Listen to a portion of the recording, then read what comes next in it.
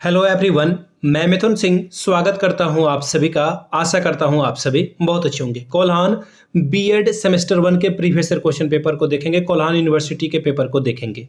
याद रखिएगा, इस पेपर का नाम होगा language across the curriculum, paper number 4 2022 का ये पेपर है। मैं आपको बता दूं, इससे पहले 23, 24, 20, 21, 15, 16, 17 मैंने बहुत सारे पेपर आपके लिए अपलोड कर रखे हैं। अगर आपको पिछले 5 साल के क्वेश्चन पेपर की पीडीएफ चाहिए तो ये आपको 49 रुपीज़ में अवेलेबल करा दिया जाएगा। जिनको चाहिए होगा पीडीएफ वो ले सकते हैं। बाकी एक कॉम्प्लीमेंट्री बात आपको बतानी है, फ्री में लेने वाली बात। जो 49 का पेपर लेंगे उनको मैं बीबीएमकेयू का भी पेपर दे दूंगा जो कि 2025 में हुआ है। विनोबा भावे का भी पेपर दे दूंगा जो कि सेमेस्टर 1 का एग्जाम वहाँ भी हो चुका है। सिद्धू कानू मुर्मू में भी पेपर 1 का एग्जाम हो चुका है, वो भी पेपर आपको मिल जाएगा। यहाँ तक सारी बात क्लियर है। 199 रुपये में आपको जो है मैं सजेशन प्रोवाइड कर दूंगा। जो इंपॉर्टेंट क्वेश्चन है, जो बार बार फ्रीक्वेंटली पूछे जाते हैं, वो आपको मैं प्रोवाइड कर दूंगा।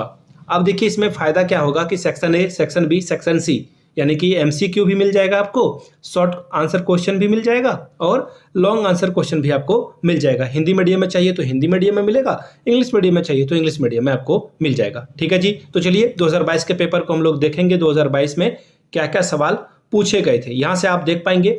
Language across the curriculum. एक और बात, पेपर कहाँ से लोगे आप? यहाँ से मेरी ईमेल आईडी देख लीजिए, yourmithunsingh@gmail.com पे मेल कर लीजिए। इंस्टा पे हो then do follow me @imithunsingh, या फिर व्हाट्सअप अगर आप यूज करते हो तो 7979054474 पे आप मुझे व्हाट्सअप भी कर सकते हो। चलिए, language across the curriculum paper number आपका 4 है। 2022 का ये पेपर है। 40 नंबर का ये पेपर हुआ था और 1.5 घंटे का वक्त आपको मिला था। ये तो आराम वाली बात हुई। पेपर आपका 3 ग्रुप में बटा हुआ, जैसा मैंने आपको पहले बताया। ग्रुप ए जो है 10 एमसीक्यू यहाँ पर पूछा जाएगा और हर एक सही सवाल के लिए सही जवाब के लिए 1 नंबर आपको मिलेगा। पहला सवाल देखिए क्या है। The tendency of language is, भाषा की प्रवृत्ति है, कैसी है? सिस्टमैटिक सिस्टम यानी कि नियमबद्ध प्रणाली है। दूसरा है थॉट मीन्स ऑफ एक्सप्रेशन यानी कि विचार अभिव्यक्ति का साधन। तीसरा है अरेंजमेंट ऑफ रीडिंग्स यानी कि वाचिक प्रतीकों की व्यवस्था है, या फिर इनमें से सभी यानी कि all of these. Question number 2, what is multilingualism? बहुभाषावाद क्या है?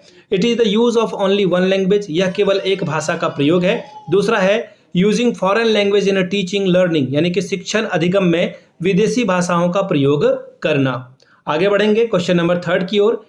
It is use of any 2 और मोर लैंग्वेज यानी कि यह किन्हीं 2 या 2 से अधिक भाषाओं का प्रयोग है। चौथा है 3 लैंग्वेज फॉर्मूला यानी कि त्रिभाषा सूत्र। अब बात करेंगे क्वेश्चन नंबर सी की। Which of the following statements is correct? निम्नलिखित में से कौन सा स्टेटमेंट सही है? Language has its grammar but dialect have no grammar. भाषा का अपना व्याकरण होता है जबकि बोली का कोई व्याकरण नहीं होता है। अगला सब जो ऑप्शन है वो देखिए।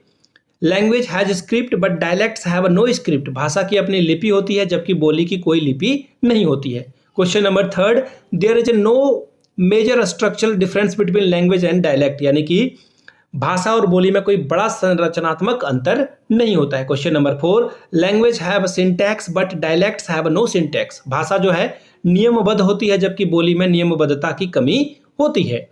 क्वेश्चन नंबर डी, एसेंशियल इन लैंग्वेज टीचिंग यानी कि भाषा शिक्षण में अनिवार्य है क्या? हॉलिस्टिक अप्रोच यानी कि समग्रतावादी दृष्टिकोण। दूसरा ऑप्शन है emphasis on a standard language यानी कि मानक भाषा पर प्रयोग। देखिए, जब आप सीटेट का एग्जाम देने के लिए जाएंगे ना तो वहाँ पे हॉलिस्टिक अप्रोच को बहुत सही माना जाता है। ठीक। दूसरी बात, स्टैंडर्ड वर्ड जहाँ भी दिखे उससे बचकर रहना होता है आपको। ये मैंने आपको टिप्स दे दिया। वैसे ये जो सारे एमसीक्यू है ना, मैं एक अलग से वीडियो बनाऊंगा जिसमें कि पेपर 1, पेपर 2, पेपर 3 सभी का एमसीक्यू अलग से आपको मिल जाएगा कोल्हान यूनिवर्सिटी के लिए। डेट शीट नहीं आई है इसलिए मैं थोड़ा वेट कर रहा हूँ। आगे देखिए, अगला ऑप्शन है होमवर्क। ये भी नेगेटिव वर्ड होता है, या फिर नन ऑफ दीज यानी कि इनमें से कोई नहीं। ठीक है। अगला सवाल देखिए क्या है। What is the smallest unit of language? भाषा की सबसे छोटी इकाई क्या है? पहला है अल्फाबेट, दूसरा है साउंड यानी कि वर्ग, ध्वनि, स्वर या शब्द। एक एक करके देख लीजिए, अल्फाबेट, साउंड, वोवेल या फिर word. Question number F, how many skills are necessary for learning mother tongue यानी कि मातृभाषा सीखते समय कितने कौशलों का विकास अति आवश्यक है? 1, 2, 3 या फिर 4। Question number G, reading is not a part of the strategy यानी कि पठन रणनीति का हिस्सा नहीं है। कैसा? शेयर्ड रीडिंग यानी कि साझा पठन, दूसरा है गाइडेड रीडिंग यानी कि मार्गदर्शन युक्त पठन, तीसरा है इंडिपेंडेंट रीडिंग यानी कि स्वतंत्र पठन, चौथा है रीडिंग द न्यूज़पेपर यानी कि अखबार पठन। क्वेश्चन नंबर एच देखिए, language help us to do are, भाषा मदद करती है। देखिए थोड़ा सा अगर मेरा इंग्लिश ठीक ठाक है तो मुझे लगता है कि लैंग्वेज हेल्प्स होना चाहिए था। जिनका इंग्लिश ऑनर्स होगा प्लीज मुझे करेक्ट करके बताएंगे कि लैंग्वेज हेल्प्स होगा या हेल्प होगा। ठीक है, यहाँ पे पहला ऑप्शन है कम्युनिकेशन यानी कि संप्रेषण, दूसरा है मीडिया यानी कि संचार, तीसरा है टीचिंग यानी कि शिक्षण, चौथा है स्पीकिंग यानी कि वाचन करना। Question number I, there is include in a perceptual skill यानी कि ग्राहकात्मक कौशलों में शामिल है क्या? लिसनिंग एंड स्पीकिंग यानी कि सुनना और बोलना, दूसरा है स्पीकिंग एंड राइटिंग यानी कि बोलना और लिखना, तीसरा है लिसनिंग एंड रीडिंग सुनना और पढ़ना, चौथा ऑप्शन है रीडिंग एंड राइटिंग यानी कि पढ़ना और लिखना। क्वेश्चन नंबर जे, कम अंडर लिंग्विस्टिक एबिलिटी, भाषाई योग्यता है उसके अंतर्गत क्या आते हैं? ऑरल एक्सप्रेशन यानी कि मौखिक अभिव्यक्ति, दूसरा है सिंबॉलिक एक्सप्रेशन यानी कि सांकेतिक अभिव्यक्ति, तीसरा है रिटन एक्सप्रेशन यानी कि लिखित अभिव्यक्ति, चौथा है ऑल ऑफ द एबव यानी कि उपयुक्त में से सभी।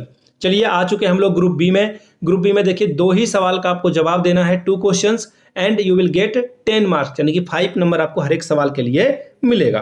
पहला क्वेश्चन देखिए क्या है, what is the difference between home language and standard language explain, घरेलू भाषा और मानक भाषा के बीच क्या अंतर है स्पष्ट कीजिए। Question number third, discuss the significant first language in our life to day life यानी कि दैनिक जीवन में प्रथम भाषा के महत्व पर प्रकाश डालें। Question number 4, write the essential element of a language classroom, भाषा कक्ष के आवश्यक तत्व को लिखिए। Question number 5, what auxiliary skills are needed in writing skills development explain, लेखन कौशल विकास में किन सहायक कौशलों की आवश्यकता होती है स्पष्ट करें। अब बात करते हैं ग्रुप सी की। ग्रुप सी में देखिए 2 सवाल का ही जवाब देना है, 10 नंबर आपको हर एक सवाल के लिए मिलेगा। पहला question, give an analytic description of a language and dialect, भाषा और बोली की विश्लेषणात्मक व्याख्या कीजिए। Question number 7, discuss the need to promote of multilingualism in language teaching, what are the challenges of multilingual classroom यानी कि भाषा शिक्षण में बहुभाषिकता को बढ़ावा देने की आवश्यकता का उल्लेख करें। बहुभाषी कक्ष की चुनौतियां क्या है इसके बारे में बतावें।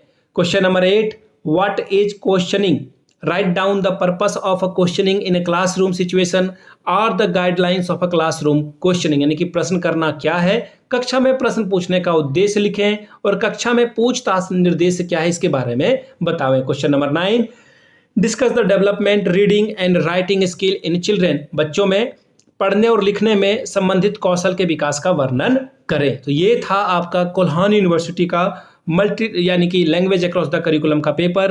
अगर आपको पिछले 5 साल के क्वेश्चन पेपर चाहिए तो आपको ये 49 रुपीज़ में अवेलेबल करा दिया जाएगा। 199 रुपये में आप मेरा सजेशन ले सकते हैं जो कि part A, part B, part C तीनों को कवर करेगा। आपको इंपॉर्टेंट VVI क्वेश्चन मिल जाएंगे जो कि एग्जाम के पॉइंट ऑफ व्यू से बहुत बहुत इंपॉर्टेंट हैं। जिनको चाहिए होगा वो मेल कर सकते हैं yourmithunsingh@gmail.com पे। इंस्टा पे अगर आप हो डू फॉलो मी @imithunsingh।